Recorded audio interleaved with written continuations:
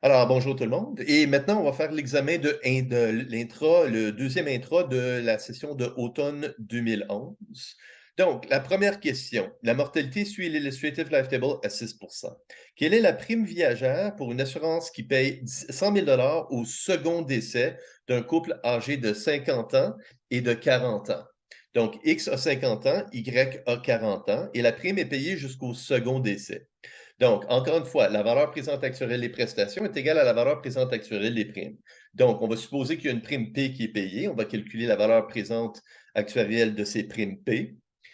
Et on va calculer la valeur présente actuelle de 100 000 qui est payée au second décès. Donc, une assurance qui paye au premier décès plus une assurance qui paye au second décès de XY est équivalent à une assurance qui paye à X plus une assurance qui paye à Y. Donc, le Illustrative Life Table, on a les assurances pour un couple, on a les assurances pour un âge, s'ils ont tous les deux le même âge ou s'ils sont séparés par 10 années. Donc, la valeur de 100 000 à un couple, X étant 40 ans, Y ayant 50 ans. Donc, on regarde à X est égal à 40.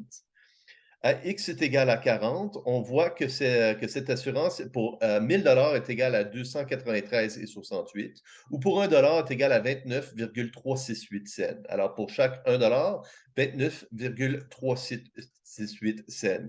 Donc, pour 100 000 c'est 29 368.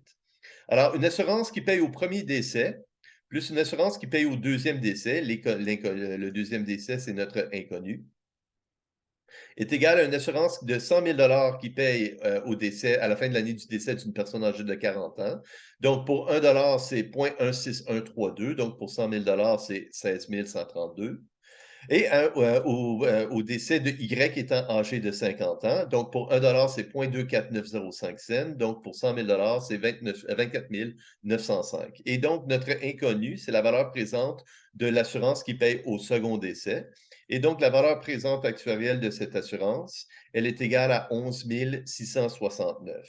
Maintenant, on a besoin de calculer la valeur présente actuarielle des primes. Donc, pour chaque 1 de prime qui est payé, alors une prime qui est payée tant et aussi longtemps que les deux sont en vie, plus la prime qui est payée tant et aussi longtemps qu'un des deux est en vie. Alors, une prime qui arrête au premier décès, plus une prime qui arrête au deuxième décès, est égale à une prime payée tant que X est en vie, plus une prime qui est payée tant que Y est en vie. Donc, encore une fois, notre Illustrative Life Table, on a des données pour des âges égaux. Donc, à 40 ans, on aurait des âges égaux et des âges qui diffèrent de 10 années. Donc, pour un X étant de 40 ans, Y 50 ans, la rente qui paye jusqu'au premier décès vaut 12,4784 pour chaque 1 de rente qui est payé.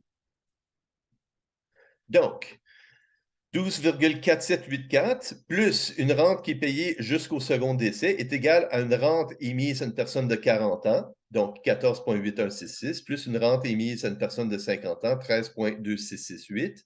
Et donc, une rente qui paye jusqu'au deuxième décès pour 1 est égale à 15,6050. Donc, P fois le facteur de rente est égal à la valeur présente actuarielle des prestations. Donc, la valeur présente actuarielle des prestations divisée par le facteur de rente nous donne la prime qui est payée jusqu'au second décès de X ou de Y. Question numéro 2. La mortalité suit l'Illustrative Life Table à 6%. On a une rente qui paye un bénéfice de 10 000 au début de chaque année tant que X et Y sont en vie. X a 60 ans, Y a 70 ans. 7 000 si X est en vie et Y est décédé. Et 6 000 si Y est vivant et X est décédé. Donc, une façon de regarder ça. Si X est en vie, il y a 7 000 qui est payé. Si Y est en vie, il y a 6 000 qui est payé. Et si les deux sont en vie, 10 000 est payé. Donc, si X est en vie, la rente de 7 000 et Y est en vie, la rente de 6 000, il y a 13 000 qui est payé. Donc, la valeur présente actuelle de cette rente, c'est le 7 000 qui est payé tant que X est en vie, plus le 6 000 qui est payé tant que Y est en vie. Mais par contre, si les deux sont en vie, il y a 13 000 ici qui est payé. et on doit soustraire 3 000 parce qu'il y a juste 10 000 qui doit être payé tant que les 2 sont en vie. Donc, on soustrait 3 000 tant que les 2 sont en vie. Et encore une fois, alors notre facteur de rente pour X, notre facteur de rente pour Y. Et encore une fois, X et Y sont séparés de 10 ans. Donc, notre facteur de rente. Et donc, 7 000 si X est en vie, 6 000 si Y est en vie, et 10 000 si les deux sont en vie. Donc, si X est en vie, il y a 7 000 qui est payé, Y est en vie, il y a 6 000 qui est payé. Donc, il y aurait 13 000 qui est payé. Donc, on doit soustraire 3 000 tant que les deux sont en vie, et ça nous donne le 10 000 et en conséquence, on est capable de calculer la valeur présente actuelle de notre rente. Question numéro 3. Une assurance vie entière continue paye 10 000 au moment du premier décès, émise à X étant 60 ans, Y étant 70 ans. La force de mortalité est de mu pour X et de mu pour Y. Et on dit aussi que le choc commun est égal à mu et que delta est égal à mu. La force d'intérêt est égale à la force de mortalité. Donc, la force de mortalité incluant le choc commun de X et de Y, ben, c'est égal à mu X plus mu Y plus le choc commun. Donc, c'est égal à 3 mu. Et donc, pour une assurance, la valeur présente actuarielle d'une assurance avec une force de mortalité constante, c'est égal à mu sur mu plus delta. Mu est égal à 3 mu. Mu plus delta est égal à 3 mu plus 4 mu. 3 mu plus mu, donc 4 mu. Donc, c'est égal à 3 mu divisé par 4 mu, est égal à 0,75 pour chaque 1 d'assurance. Et donc, pour 10 000 d'assurance, c'est égal à 7 500. Question numéro 4. La mortalité suit une demoivre de paramètre W est égal à 100. Ça veut dire que la mortalité, elle est uniforme avec une force de mortalité ultime qui est égale à 100. Donc, la fonction de densité, c'est 1 sur W moins X. Donc, X a 70 ans, donc la mortalité, elle est uniforme entre 70 et 100 ans. Donc, le temps de vie futur de X est uniforme entre 0 et 30 ans. Y est âgé de 80 ans, donc la force de mortalité, elle est uniforme entre 80 et 100. Donc, la fonction de densité, c'est 1 sur W moins X, 1 sur 20. Et TX est uniforme entre 0 et 20. Et on demande la question, quelle est la probabilité que X meure avant Y et aussi avant 10 ans? Donc, X va de 0 à 30. On veut savoir quelle est la probabilité que X meure avant 10 ans, mais aussi meurt avant Y. Donc, on doit se placer. Donc, si je regarde le point qui est ici, ça, c'est le moment où est-ce que Y vit 20 ans, Y vit 20 ans et X vit 0 année. Donc, X meurt avant Y. Alors, la diagonale, c'est Y est égal à X. On veut savoir si on veut en haut ou en bas de la diagonale. Donc, si je regarde le point actuel, X est égal à 20, Y est égal à 0. Ça veut dire que X vit 20 ans, Y vit 0 année. Donc, X vit plus longtemps que X, et ce n'est pas en dessous de la diagonale qui nous intéresse. En haut de la diagonale, si je regarde ici, alors ça, c'est le point que X vit 5 années et Y vit 13 années. Donc, X meurt avant Y. Donc, on veut être en haut de la diagonale, mais on veut être plus petit que 10. Donc, pour une demoivre, si X suit une uniforme et Y suit une uniforme, la densité jointe, elle aussi, suit une uniforme. Donc, qu'est-ce qui nous intéresse? C'est la région intéressé divisé par la région totale. Donc, la région totale, c'est 20 fois 30 est égal à 600. Et la région qui nous intéresse, c'est 10 par 10 plus 10 fois 10 divisé par 2, le triangle, donc 50. Donc, la région qui nous intéresse, c'est 150.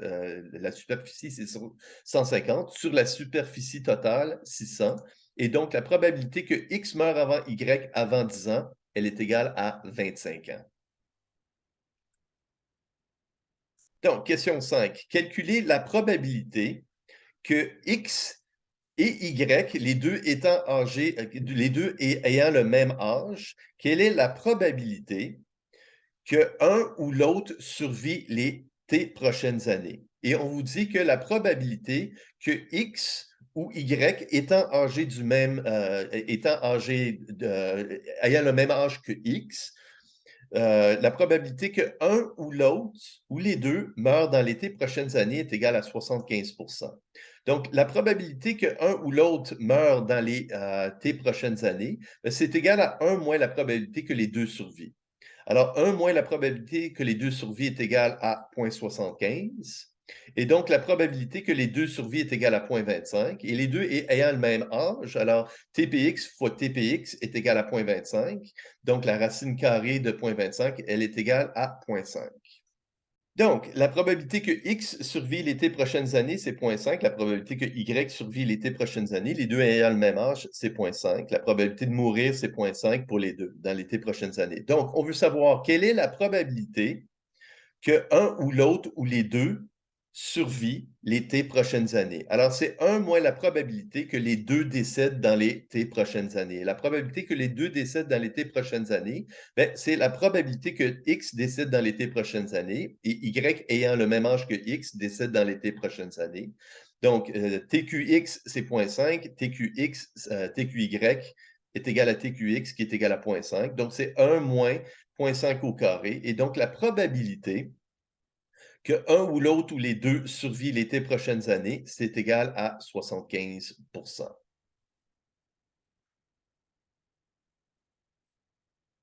Question numéro 6. Calculer l'espérance de vie jusqu'au du deuxième décès si la mortalité, elle suit une demeure avec W est égal à 100. X a 10 ans, Y a 90 ans. Donc, l'espérance de X, alors, la mortalité est uniforme sur les 20 prochaines années, c'est le point milieu. Donc, l'espérance de X, c'est 10. L'espérance de Y, alors la mortalité de Y, le temps de vie futur de Y est uniforme sur les 10 prochaines années. En moyenne, Y va vivre 5 années. Et on veut savoir maintenant quelle est l'espérance. Alors, pour calculer l'espérance de vie du deuxième décès, ben alors l'espérance de vie du premier décès plus l'espérance de vie du deuxième décès est égale à l'espérance de vie de X plus l'espérance de vie de Y. Donc, pour trouver l'espérance de vie du deuxième décès, je vais prendre l'espérance de X plus l'espérance de Y moins l'espérance de XY. Donc, je vais calculer l'espérance de vie jusqu'au premier décès. Et l'espérance de vie, c'est l'intégrale de 0 à 10. Dépasser 10, il y en a un ou l'autre qui est... alors, Y est décédé dans les 10 prochaines années. Donc, je vais faire l'intégrale de 0 à 10 de TPX fois TPY. Donc, TX est uniforme sur les 20 prochaines années et TY, et c'est ça. Et TY est uniforme sur les 10 prochaines années, une petite coquille. Alors, le calcul a l'air d'être bon par la suite. Alors, 1 sur 10, T sur 10, T sur 20. Ouais, alors le reste du calcul a de l'air d'être beau. Alors, c'est l'intégrale de 0 à 10 de TPXY. Alors, TPXY, c'est TPX, 1 moins T sur 20. TPY, c'est 1 moins T sur 10.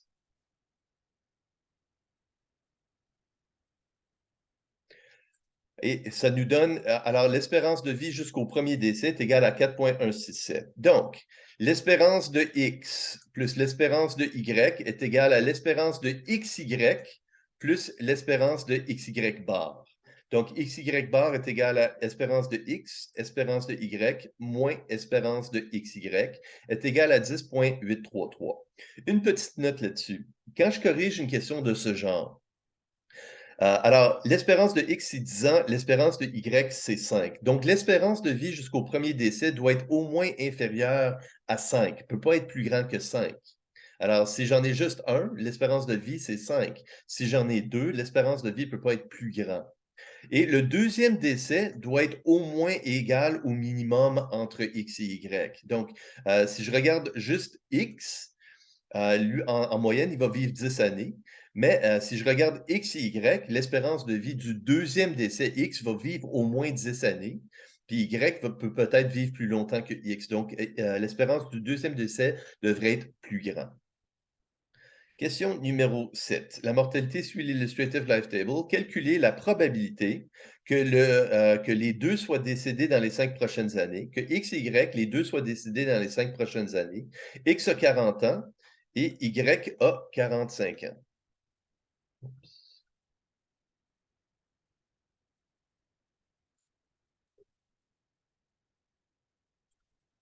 Donc, la probabilité que le deuxième décès a lieu à l'intérieur des 5 prochaines années, ben, c'est la probabilité que X meure dans les 5 prochaines années fois la probabilité que Y meure dans les 5 prochaines années.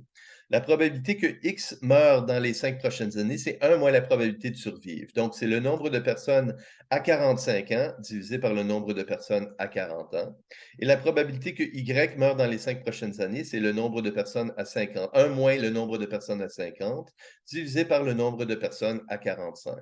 Et donc, ça nous donne une très, très, très petite probabilité. C'est même pas 1 de 1. Question numéro 8. Alors, PY est égal à 0,95. La probabilité que Y survit la prochaine année, c'est égal à 95. La probabilité que X et Y survivent les 2 prochaines années, c'est égal à 73,94. Et la probabilité que l'homme étant âgé de X plus 1 et la femme âgée de Y plus une année, la probabilité qu'un ou l'autre décède dans la prochaine année est égale à 15,4.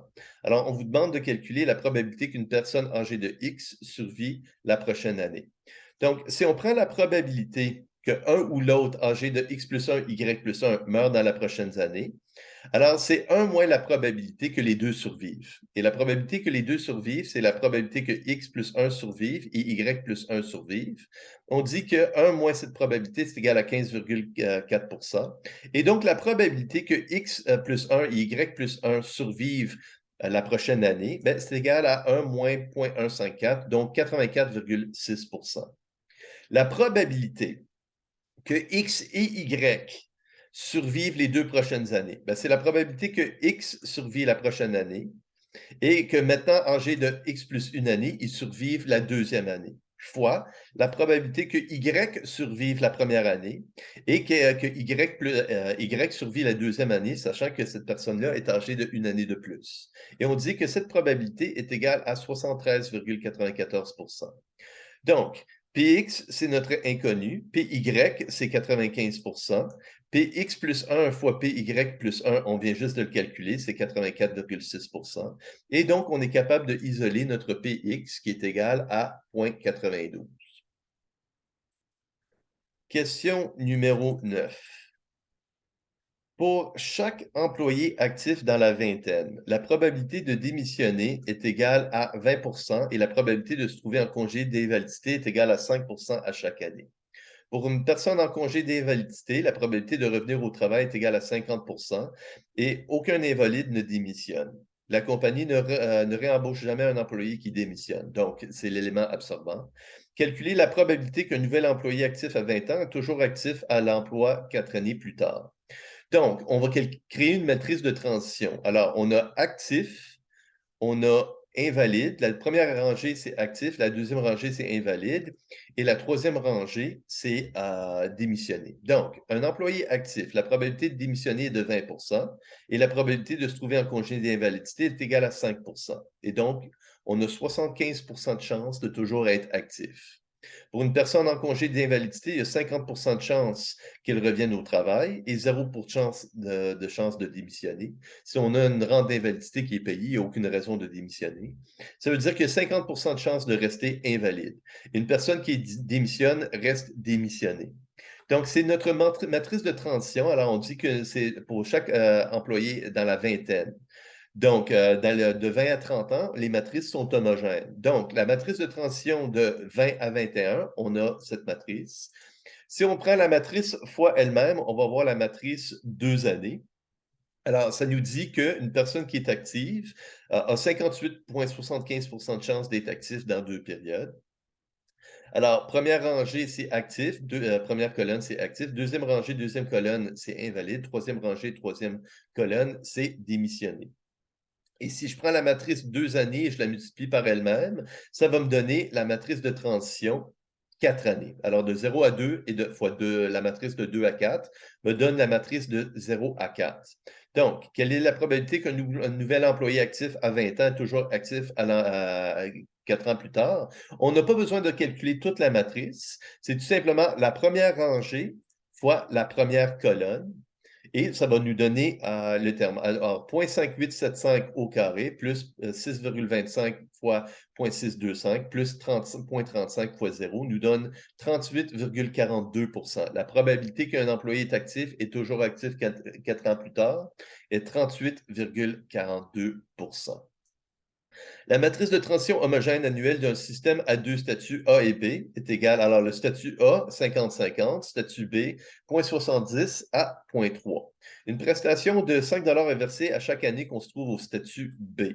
Calculer la valeur présente actuarielle des prestations pour les 3 prochaines années si on est actuellement au statut A, à t est égal à 0, et on va assumer que le taux d'intérêt est égal à 0. Il n'y a rien qui nous empêche d'ajouter un taux d'intérêt, mais c'est tout simplement, ça simplifie le calcul. Donc, calculer une prestation de 5 est versée à chaque année qu'on se trouve au statut B.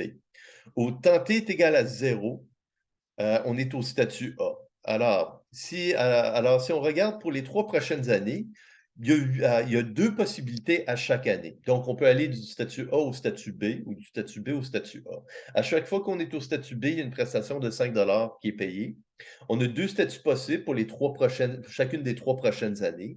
Donc, il y a 8 possibilités pour les 3 prochaines années. Donc, pour chacun des chemins, j'ai calculé quelle était la prestation et la probabilité. Donc, on a le chemin où est-ce qu'on est au statut A pour les 3 prochaines années. Il n'y aurait aucune prestation qui est payée et la probabilité que ça se passe, c'est 12,5 %. Il y a aussi la probabilité d'être actif pendant les 2 premières années et au statut inactif par la suite.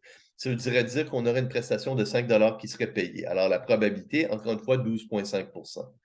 Alors, pour chacun des chemins possibles, à chaque fois qu'on est au statut B, il y a une prestation de 5 qui est versée. Et donc, on regarde pour les 8 chemins possibles, quelle est la prestation qui est payée. On calcule pour chacun des chemins une probabilité. Et la valeur présente actuarielle, ben, c'est tout simplement la prestation fois la probabilité, fois un facteur d'escompte, le cas échéant, plus une prestation fois probabilité, plus prestation fois probabilité, plus prestation fois probabilité. Vu que le taux d'intérêt est égal à 0, on n'a pas besoin d'avoir un facteur d'actualisation. Il n'y a rien qui nous empêcherait d'en ajouter une. Donc, 5 fois 12,5 plus 5 fois 17,5 prestation probabilité, plus prestation probabilité, ainsi de suite, ainsi de suite. Et finalement, plus 15 fois 4,5 ça veut dire que la valeur présente actuarielle de ces prestations est égale à 6,6 $. Question 11. La mortalité suit l'Illustrative Life Table à 6 %. Quelle est la valeur présente actuelle d'une assurance qui paye 1 000 au dernier décès de 23 et 33? Donc, une assurance qui paye au premier décès de XY plus une assurance qui paye au deuxième décès de XY est équivalente à une assurance qui paye à X plus une assurance qui paye à Y. Donc, une assurance qui paye à X, c'est la valeur présente d'une assurance qui paye à la fin de l'année du décès pour une personne âgée de 23 ans, on a la valeur. Là, pour Y, on a la valeur. Et pour XY, alors si on regarde dans le Illustrative Life Table, à 23 ans, Y a 33 ans, X a 23 ans. Donc, dans le Illustrative Life Table, ça pour 1 000 c'est 145 et 95. 145 et 95. Donc, une assurance qui paye au deuxième décès plus une assurance qui paye au premier décès est égale à une assurance à X plus une assurance à Y. Donc, une assurance qui paye au deuxième décès est égale à une assurance à X plus une assurance à Y moins une assurance qui paye au premier décès. Et c'est égal à 46,18 %. Ce qui conclut l'examen de 2011.